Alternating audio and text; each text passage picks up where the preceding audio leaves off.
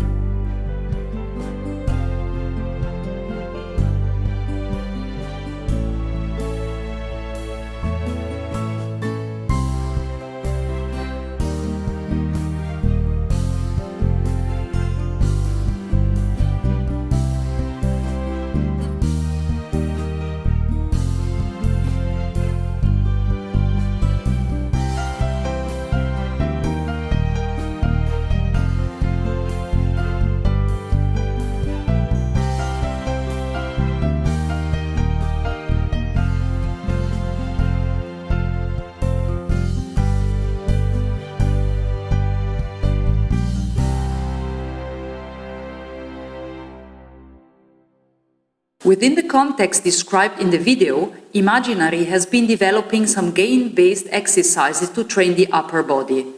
Starting from indications by therapists, the games suggest exercises using devices like the Kinect and the Leap Motion that are able to track movements against set objectives.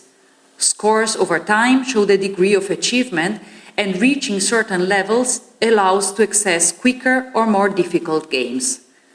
To define the setting of the games, patients' interests and expectations have been collected. Therefore, according to their preference, games are all set in a home environment and show very practical exercises such as collecting objects in a basket or organizing cups in a cupboard according to color and shape. Games are motivating patients not to give up their therapy and inform them and their loved ones about their progress.